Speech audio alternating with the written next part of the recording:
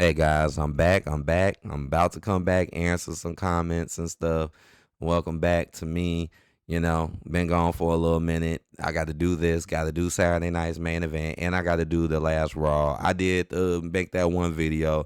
That was like on my way out to work. So I'm going to be catching up now, trying my best to catch up. I know we got SmackDown tomorrow, and I know we got Clash of Italy this Saturday. So it's like, damn, this been a busy kind of week in wrestling. But I'll tell you one thing, though. This SmackDown episode was not busy. May 22nd, 2026, Gunther viciously attacks Cody Rhodes to signal that their Clash in Italy showdown is inevitable. This is just bad, man. Nobody really wants to see Gunther versus Cody. It was just so stupid just to take Gunther off of Raw in the first place. This whole Raw SmackDown shit don't mean shit because people just go where they want. Mr. H, Triple H books him to go where the hell he wants anyways. He does what he wants. So this whole Raw SmackDown wrestler doesn't really matter. It's not really real or true. WWE Women's Champion Rhea Ripley returned to accept Jade Cargill's title challenge for Clash in Italy. Ripley and Charlotte Flair argue ahead of the 6-women tag team match at Saturday night's main event. Fatal Influence confronted Ripley, Flair, and Alexa Bliss.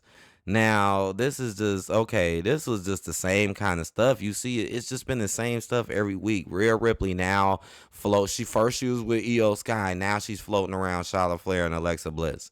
Like, come on now. Ever since these Fatal Influence got here, they ain't been doing nothing but floating around them.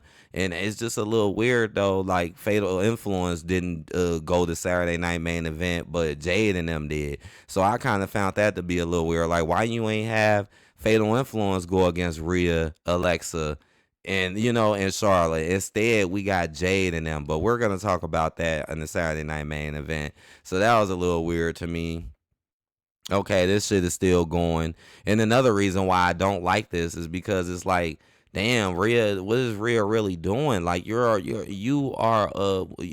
is just weird. You're involved with them and defending your title against Jade at the same time. This don't make no sense. And you know damn well Rhea Ripley's gonna beat Jade. Tala Tonga defeats Shinsuke Nakamura.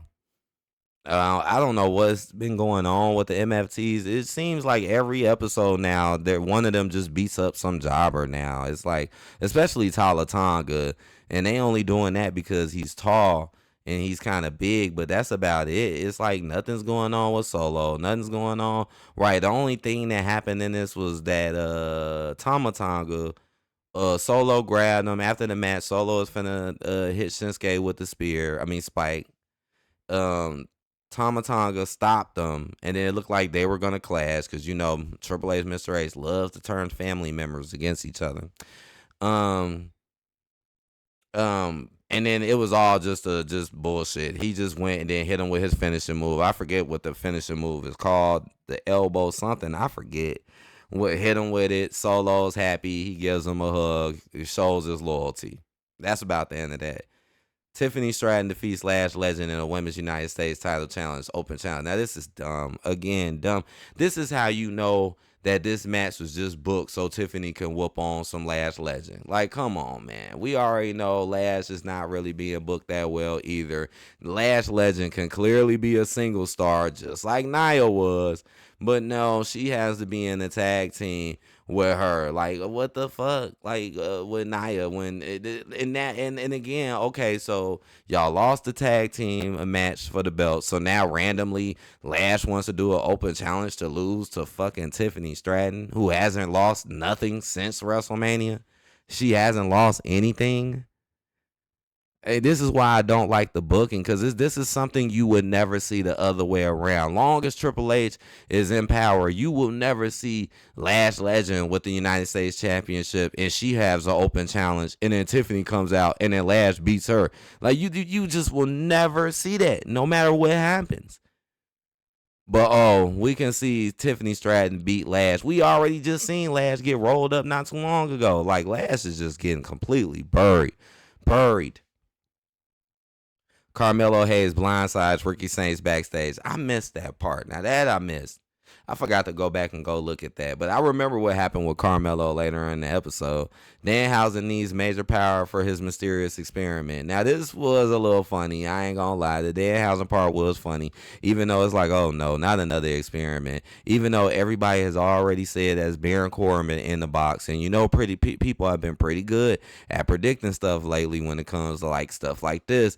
And yeah, more than likely it's Baron Corbin in the box. He's probably going to turn him into some demon or something like that. Baron Corbin is going to be another wrestler that Triple H fired and didn't do nothing with and then wanted to act like he got something new special for him. That's all that's going to be. And that was it. I mean, it was kind of funny, though, because he was using up all that power. Nick Aldez was starting to get mad. It was funny. It was still a funny little segment, though, I will admit. United States champion Trick Williams decided to battle the outspoken Carmelo Hayes in an impromptu match, and this is the problem. Now, I don't mind, right? Trick Williams fighting Carmelo Hayes, right? That's a match that everybody wants to see on the main roster.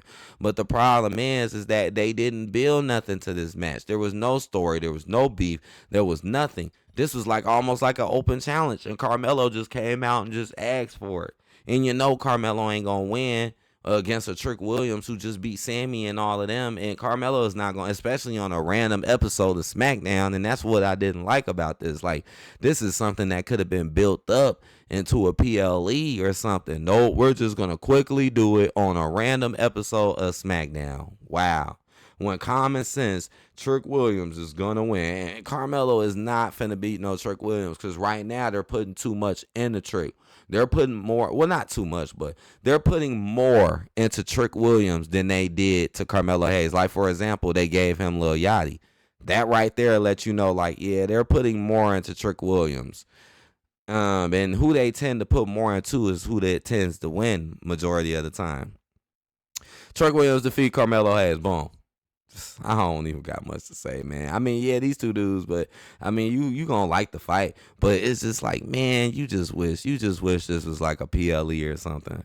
Rhea Ripley and Charlotte Flair defeat Lanny Reed and Fallon Henley. So no JC Jane, right? No JC Jane in there. This is why it's so stupid. This is the women's champion who's beefing a former champion who she just took the belt with, but at the exact same time, she's mingling or teaming up with Charlotte Flair and them and feuding with Fatal Attraction. When did that ever happen to Jade Cargill? When has Jade ever been feuding someone like that when you know she gonna beat too? Because you know, like, what the hell was that noise? I don't know. But you know she gonna win. But when has Jade ever been booked like that? Where she's in a mixed feud with tagging up with people winning in tag matches, but you're a singles champion, you're the head champion, and you're still feuding someone else that was a former champion. That shit don't happen like that. And then what make it even worse, you know Rhea is gonna win. You know she's gonna beat her. Shit, the other girls didn't even come out. B-Fab and Mi Chen didn't even come out until Rhea came and started coming at Jade. So that should just let you know something too. Like, yeah, Jade and B-Fab and them, yeah, they came and they clicked up with Jade, but it was only to make Jade look weak and make her look like she needed the extra people to fight Rhea. That was the only point of it. And then look what happens right after it. She ends up getting teammates anyways. She ends up getting Charlotte Flair, Alexa Bliss, former tag team champions, former world champions anyways. While Jade gets jobber ass Mi Chen and jobber ass fucking B-Fab and they don't win nothing, don't do nothing. How unfair is this company? This company is totally unfair. Anyways, Jade Cargill comes out, hits the damn shit, make you think Jade doing something, but she ain't winning no matches doing nothing. Anyways, Solo Sikoa defeats Damian Priest. After the match, the MFTs attacks Damian Priest. Keys comes in for the save. Royce Keys comes in for the save. The Damian doesn't know that Keys was trying to help him, so he grabs him by the throat like he's going for the choke slam. That's what you see in this picture right here. Like, I know that for those who didn't see this, they'll be like, why is Damian choking Royce Keys if Solo Sikoa defeated Damian Priest? I know, but that's what happened. Royce Keys came out, went for the save. Damian was about to because he didn't know what was going on, but then Royce had to talk some sense into him.